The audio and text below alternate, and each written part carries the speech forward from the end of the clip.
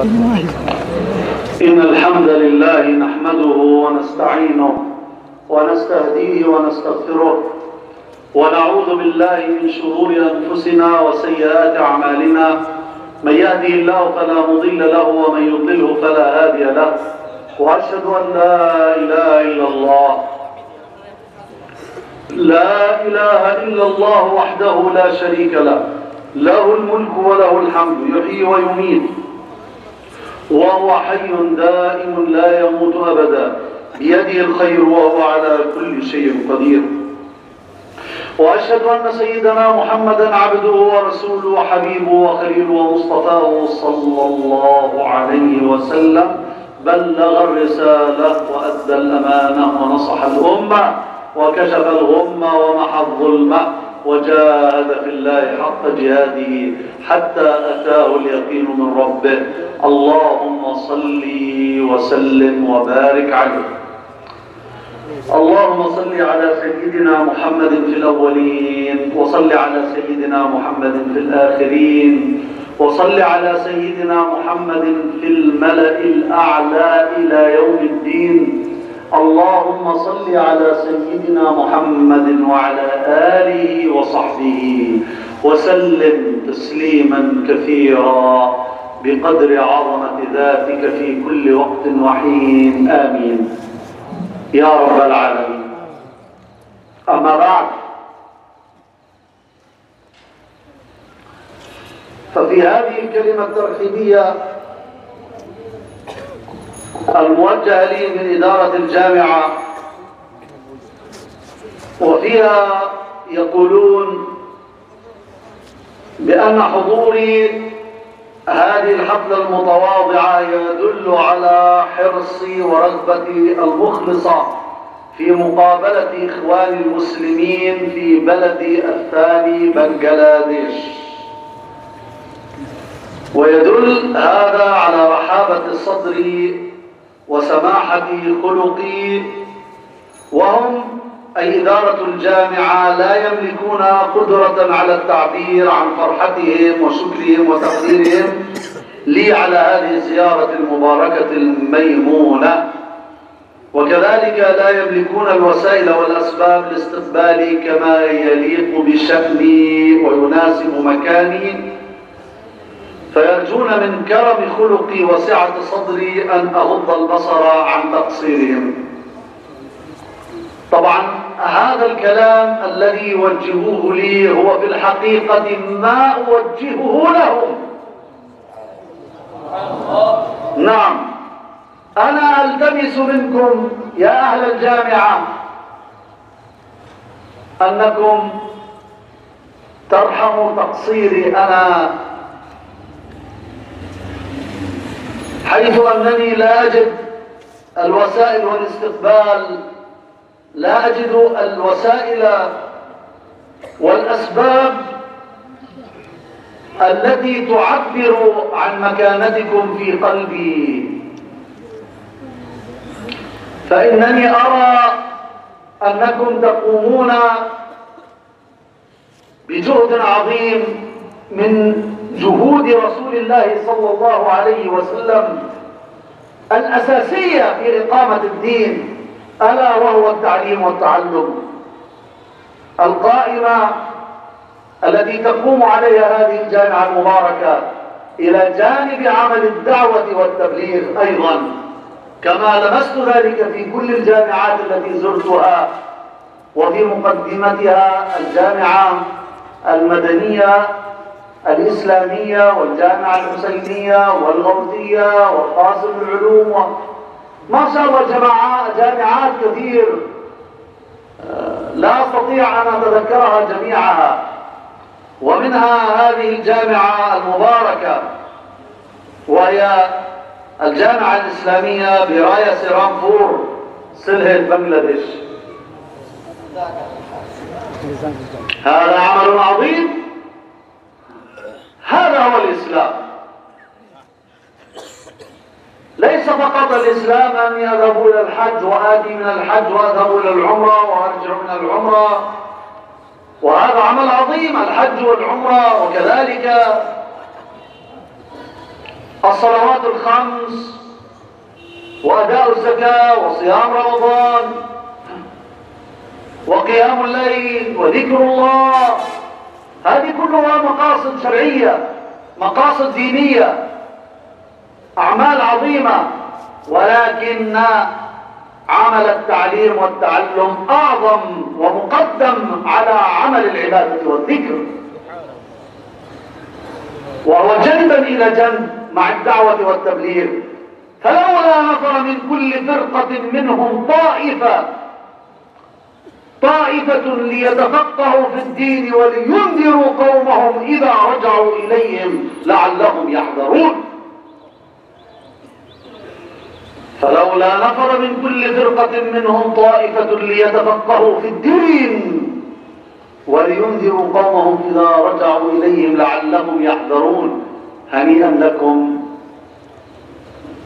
أيها القائمون على هذه الجامعة المباركة، وفي مقدمتهم مديرهم. من هو المدير هنا؟ ما شاء الله، حياكم الله. ما اسمكم الكريم؟ ظلال، بالضاء، ظلال. نعم، تحت ظل عرشه، تحت ظل عرشه يوم لا ظل إلا ظله. نعم، ماذا قلت؟ شيخ صالح بيدي، ماذا تقول؟ الحمد لله، وأنا more happy. الحمد لله. وأيضا more honor.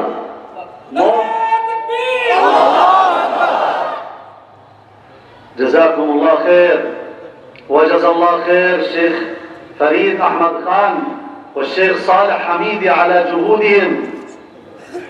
وبعضهم لا يظهر في العلن، وهو جندي مجهول يشتغل لأجل هذه الجامعات ويشتغل لأجل هذا الدين. كيف يقوم في بنغلاديش ويقوم في العالم من خلال هذا القرآن فاونديشن. ورئيس هذا القرآن فاونديشن شيخ رضاي الكريم جلالي، وأمينه أيضا الشيخ مفتي رشيد أحمد. جزا الله خيرا القرآن فاونديشن، وجزا الله عز وجل هذه الجامعة الإسلامية في براية، هكذا براية سربور. وجزا الله كل العاملين، وجزا الله أهل الدعوة والتبليغ، وجزا الله الجامعات والعلماء والأئمة، وجزاكم الله خير أنتم يا عامة المسلمين الذين تحتضنون أئمتكم وعلماءكم ومدارسكم وجامعاتكم. بارك الله.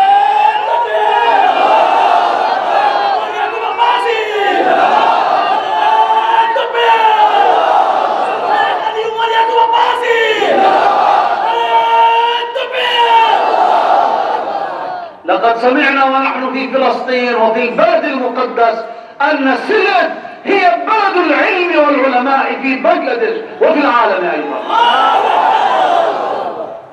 الحمد لله.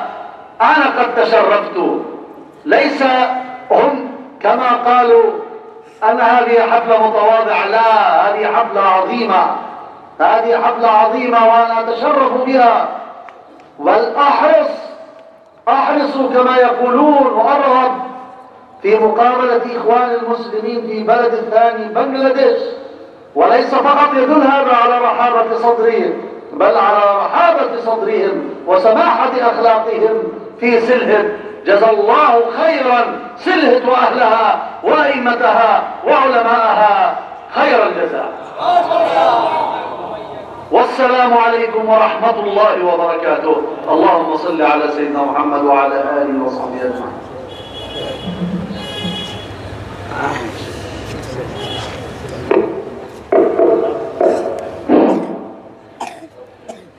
السلام عليكم ورحمة الله وبركاته. সম্মানিত সুধী মণ্ডলী, আজকে আমাদের প্রধান অতিথি মুসলমানের প্রথম কিবলা মসজিদ আল আকসা, যে মসজিদে আদম আলাইহিস সালাম থেকে আমার প্রিয় নবী মুহাম্মদ রাসূলুল্লাহ পর্যন্ত যত নবী রাসূলকে আল্লাহ তাআলা দুনিয়াতে প্রেরণ করেছিলেন, সবাই একসাথে জমা হয়ে নামাজ আদায় করেছিলেন আমার প্রিয় নবী মুহাম্মদ রাসূলুল্লাহ সাল্লাল্লাহু আলাইহি ওয়াসাল্লামের ইমামতিতে। সেই মসজিদে আকসা, যার সম্পর্কে হাদিস শরীফে উল্লেখ আছে, কোন মানুষ যদি 2 রাকাত নামাজ আল আকসা মসজিদে আল্লাহকে খুশি এবং রাজি করার জন্য পড়ে, তাহলে আল্লাহ রাব্বুল ইজ্জত তার জীবনের সব গুনাহ মাফ করে দিবেন। একটু জোরে বলেন না সুবহানাল্লাহ। একটু চিন্তা করে দেখেন, যদি 2 রাকাত নামাজ পড়লে আল্লাহ তাআলা সব গুনাহ মাফ করে দেন, তাহলে যে ব্যক্তি বিগত 24 বছর ধরে আল আকসা মসজিদের ইমামতি করছেন, তার আল্লাহ তাআলা তাকে কিভাবে গ্রহণ করেছেন তা আপনারাই শুধু চিন্তা করে দেখেন। কত মুবারক ব্যক্তিত্ব! 2 রাকাত নামাজ পড়লে জীবনের সব গুনাহ আল্লাহ তাআলা মাফ করে দেন। সেই মসজিদের প্রধান ইমামতির দায়িত্ব পালন করছেন from last 24 years, 24 বছর ধরে। এটা চিন্তা করেন, ওনার চেহারা চাইলে কি বলা হয়? ভালো লাগে। একটু চিন্তা করে দেখেন, এই বুজুর্গ ব্যক্তিত্বের যদি তার চেহারা যদি এইভাবে হয়, তো ওনাদের আদি পিতা আমার নবী রাসূলুল্লাহ চাচা আব্বাস রাদিয়াল্লাহু চেহারাটা কিভাবে ছিল? আমরা শুক্রবারে শুনি ইমাম সাহেবরা বলেন, আল্লাহুম্মা আফরিল আব্বাস ওয়া ওয়ালাদিহি মাগফিরাতান যাহিরাতান বাতিনাতান লা তুগাদির যাবা। এটা পড়েন না? আপনারা নিশ্চয়ই নোটিশ করেছেন। যারা নোটিশ না করেন নাই, আগামী শুক্রবারে সেকেন্ড জুমার খুতবাতে একটু লক্ষ্য রাখেন। এই হযরতের আল্লাহ রাসূলের চাচা আব্বাস রাদিয়াল্লাহু আনহু ওনার বংশধর। আমরা নিশ্চয়ই খুশি আছি, আমরা নিশ্চয়ই আনন্দিত বোধ করছি এই শেখকে আমাদের সামনে পেয়ে। আপনারা খুশি না খুশি নয়? হযরতকে একটু হাত তুলে দিয়ে দেখান তো।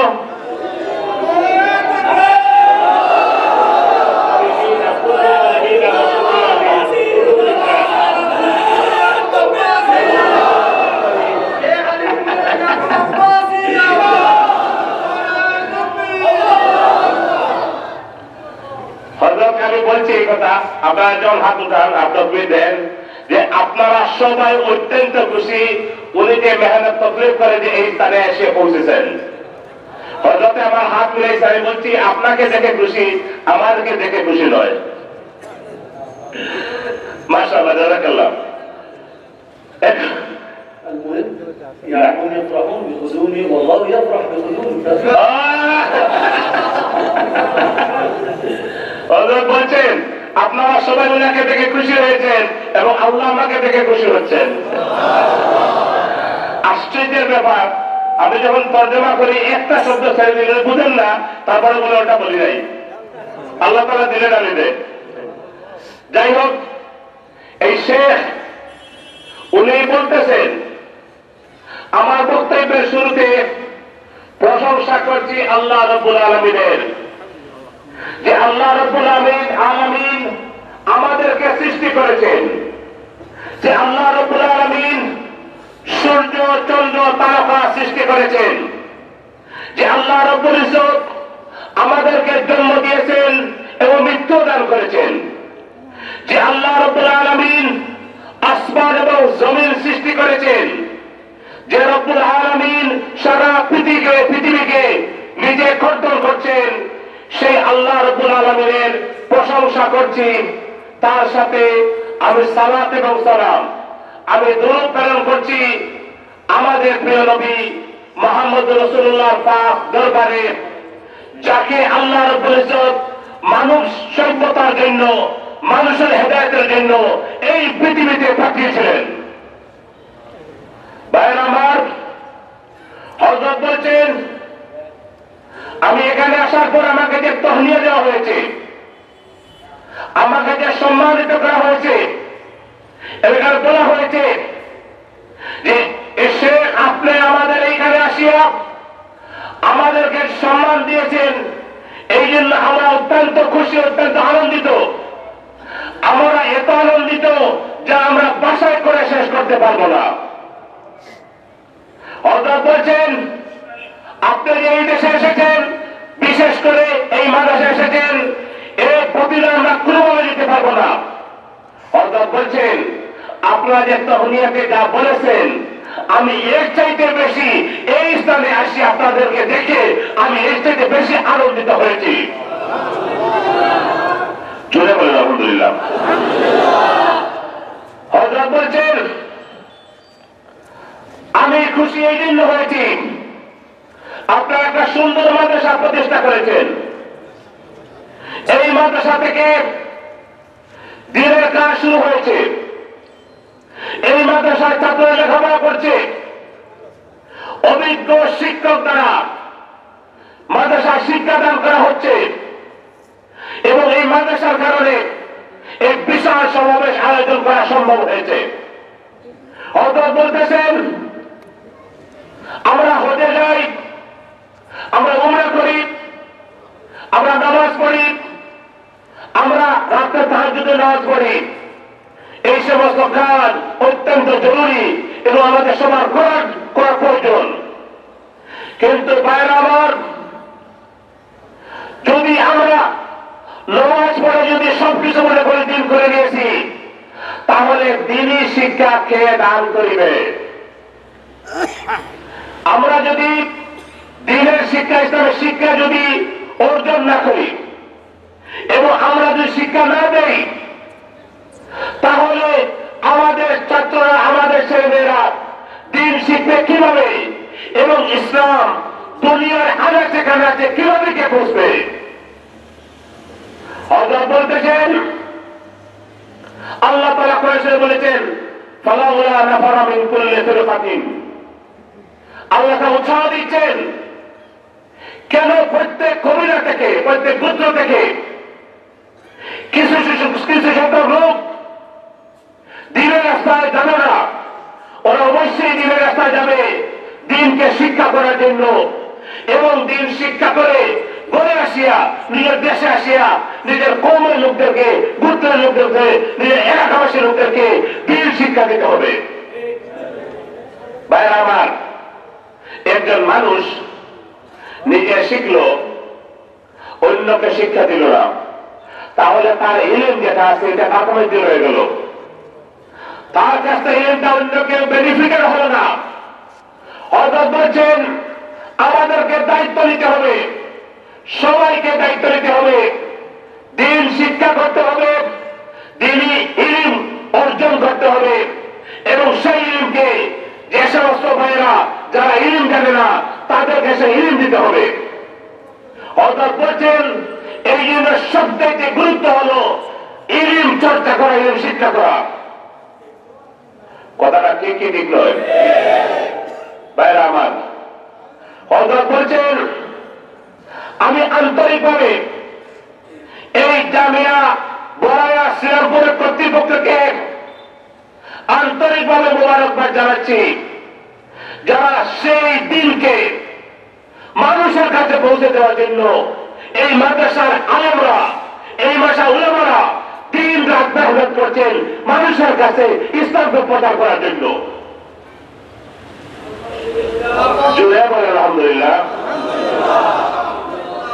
হযরত বলছেন, আল্লাহ রাসূল মেহনত করে, কষ্ট করে সাহাবাদেরকে সৃষ্টি করেছিলেন, সাহাবাদেরকে দ্বীন দান করেছিলেন, সাহাবারা দ্বীন শিক্ষা করেছিলেন এবং সেই দিন সাহাবারা শিখে দুনিয়ার আনাচে কানাচে স্প্রেড এবং বিচ্যুত করে গিয়েছিলেন। এই জন্য আমরা দেখি দুনিয়ার আনাচে কানাচে মুসলমান রয়েছেন যারা আল্লাহ এবং নবীকে বিশ্বাস করেন। কথাটা ঠিক কি ঠিক নয়? হাত তুলে হযরতকে দেখান।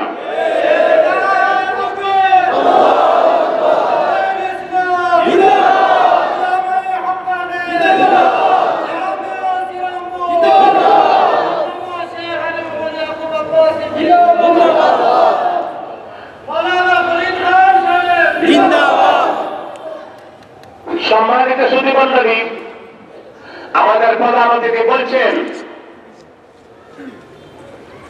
আজকে আমি বাংলাদেশে আমার সেকেন্ড সফর, দ্বিতীয় সফর। আমি এসেছি মৌলানা ফরিদ আহমদ খান, সালেম হামিদি, মুফতি রশিদ আহমদ, আল কোরআন ফাউন্ডেশনের চেয়ারম্যান মৌলানা তারকুল জালালী, ওরা সবাই কষ্ট করেছেন এবং সবার চেষ্টায় সম্ভব হয়েছে আল কোরআন বাংলাদেশে আসার। এই বাংলাদেশে আসিয়া আজকের এই সিরাজপুর মাসায় আপনাদেরকে দেখে আমি কি পর্যন্ত আনন্দিত বোধ করছি এবং কি পর্যন্ত সম্মানিত বোধ করছি আমি ভাষায় প্রকাশ করতে পারবো না। হযরতে কিন্তু মাঝে মাঝে অর্থ বুঝেন, আপনারা সুবহানাল্লাহ একটু জোরে বলেন। হযরত বলছেন, আল্লাহ রাব্বুল আলামিন এই মাদ্রাসার কর্তৃপক্ষ যারা মাদ্রাসা চালাচ্ছেন, উলামায়ে কেরামগণ যারা এই মাদ্রাসা সহযোগিতা করছেন এবং যে সমস্ত ভাই বোনেরা এই এলাকাতে থাকেন, আমি সবার জন্য আল্লাহ রাব্বুল ইজ্জতের কাছে দোয়া করছি, হে আল্লাহ তাদেরকে দুনিয়া এবং আখিরাতে যাচাই করে দান করো। হে আল্লাহ তাদের সাহিত্য সহযোগিতাকে আল্লাহ আপনি কবুল করে নিন। আল্লাহ বলছেন, আমি আল কুদস থাকা অবস্থায়, আল কুদস ছিল আল আকসা মসজিদ যে জায়গা, ওই জায়গাটা এটা আল কুদস শরীফ, আর একটা নাম হইল জেরুজালেম। আল্লাযী বারাকনা হাওলা ওয়ালা তাআলা বিষয় যে জায়গাটা আল্লাহ তাআলা বরকত করে দিয়েছেন। তো এই হযরতে কইরাম যে আমি আল কুদস থাকা অবস্থায় আমি জেনে নিয়েছি সিলেট শহর উলামাদের শহর।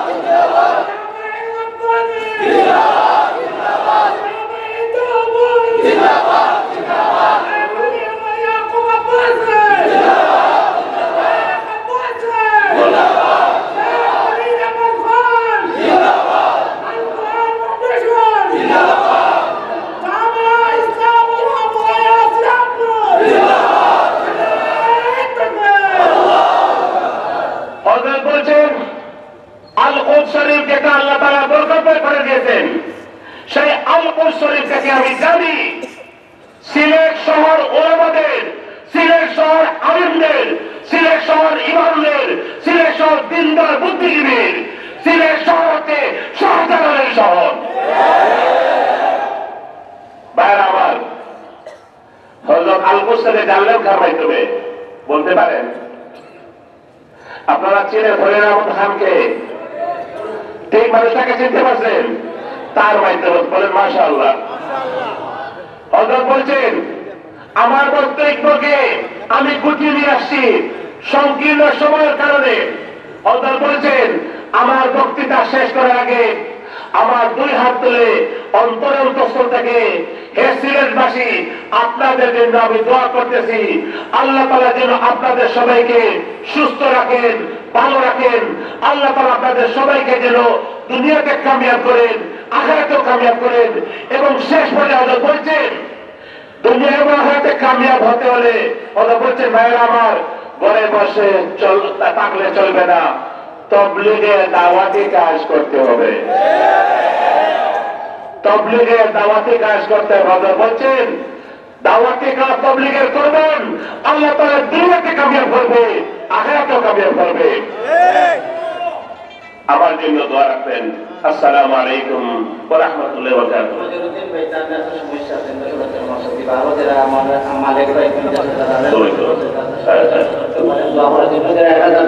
সাহায্য করছে বিশেষ করে মধ্যে হোসেন ভাই তাই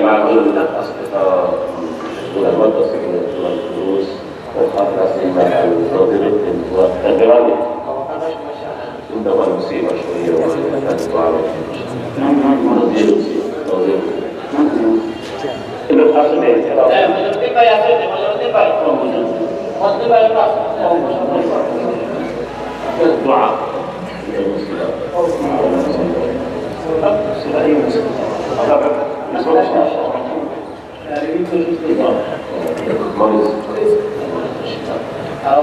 اللهم لك الحمد كما ينبغي لجلال وجهك وعظيم سلطانك. يا رب صل على سيدنا محمد وعلى آله وصحبه وسلم تسليما كثيرا بقدر عظمة ذاتك في كل وقت وحين. اللهم اجعل جمعنا هذا مرحوما واجعل تفرقنا من بعده معصوما ولا تجعل فينا ولا منا ولا من بيننا ولا معنا ولا حولنا لا شقيا ولا محروما. اللهم هذا ضعفنا ظاهر بين يديك وهذا حالنا لا يخفى عليك فعاملنا بالإحسان منك وإليك. اللهم عاملنا بما أنت أهله ولا تعاملنا بما نحن أهله إنك أنت أهل التقوى وأهل المغفرة. اللهم اغفر لنا يا غفور. اللهم ارحمنا يا رحيم. اللهم الطف بنا يا لطيف. اللهم الطف بنا وبالمسلمين في مشارق الأرض ومغاربها لطفا يليق بكرمك يا لطيف يا عليم يا خبير.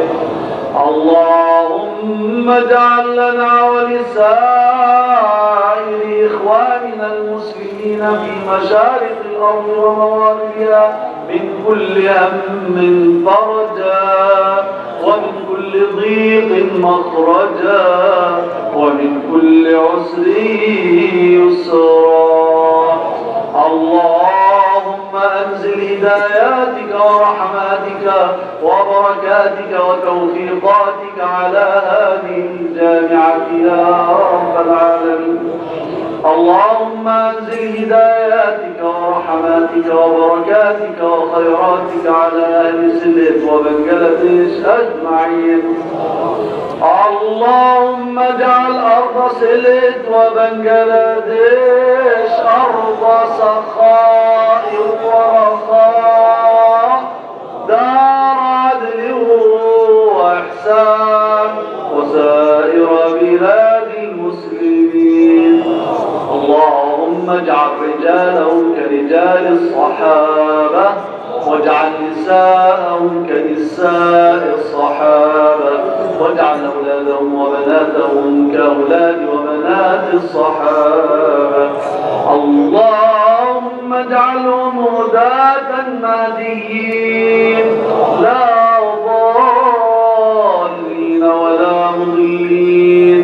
اللهم اجعلهم صالحين مصلحين لا فاسدين ولا مفسدين. اللهم أعز الإسلام والمسلمين وأذل الشرك والمشركين ودمر أعداءك أعداء الدين واكتب الصحة والسلامة والعافية والعاقبة والنصرة للمجاهدين في سبيلك في برك وجوك وبحرك يا ودود يا ودود يا ذا العرش المجيد يا فعال لما يريد. نسألك بعزتك التي لا ترام وملكك الذي لا يضام نور وجهك الذي ملا أركان عرشك أن تغيث المسلمين في كل مكان. اللهم أغث المسلمين في كل مكان. اللهم أغثهم في فلسطين وفي سوريا وليبيا واليمن ومصر والعراق وأفغانستان. اللهم كن لهم عونا ونصيرا وسندا وظهيرا. اللهم كن معنا ولا تكن علينا. اللهم انصرنا ولا تنصر علينا. اللهم أعنا ولا تعن علينا. اللهم خذل عنا ولا تخذلنا. اللهم زدنا ولا تنقصنا وأعطنا ولا تحرمنا وأكرمنا ولا تهنا وآثرنا ولا تؤثر علينا وارضنا وارض عنا. الله ربنا هب لنا من لدنك رحمة وهيئ لنا من أمرنا رشدا واجعلنا ممن اهتدى بك فهدى حتى لا يقع منا نظر إلا عليك ولا يسير بنا وطر إلا إليك. ربنا هب لنا من أزواجنا وذرياتنا قرة أعين واجعلنا للمتقين إماما. اللهم إنا نسألك الهدى والتقى والعفاف والغنى. نسألك اللهم قلبا خاشعا وعلما نافعا ولسانا ذاكرا وعملا صالحا متقبلا ورزقا واسعا وشفاء من كل داء.